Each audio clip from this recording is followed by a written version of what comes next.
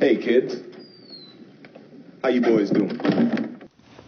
Which brings us to something that you refer to in a number of columns as the retrogression, the experience of African Americans in this country.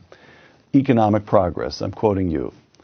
Despite the grand myth that black economic progress began or accelerated with the passage of the civil rights laws and the war on poverty programs of the 1960s, the fact is that the poverty rate among blacks fell from 87% in 1940 to 47% in 1960. But over the next 20 years, the poverty rate among blacks fell another 18 percentage points. This was just the continuation of a previous economic trend, but at a slower rate of progress. It was not some grand deliverance. Close quote. I thought so. That is so counter to what we are taught in school, what appears on the editorial pages of newspapers, that I feel as though I want to ask you, you really want to stick with that assertion? I have more evidence in my most recent book, Discrimination and Disparities. I point out that this really is a pattern not peculiar to blacks or even to the United States, that you can see the same thing in England, you can see it in any number of other countries. Check out the big brain on Brad. You're a smart motherfucker, that's right. Poor were much worse off economically, let's say in the first half of the 20th century. And yet, in terms of their own behavior, they were far more decent societies. And afterwards, after this welfare state that's supposed to make them better off and better human beings, that's when the crime rate skyrocketed on both sides of the Atlantic. The British were famous for being perhaps the most polite, considerate society in the world.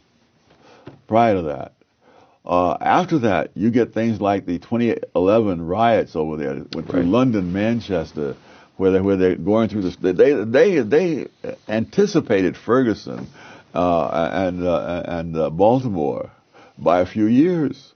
And the same thing is the burning down of buildings, the throwing of gasoline bombs, the whole smear. And none of those people were descendants of slaves.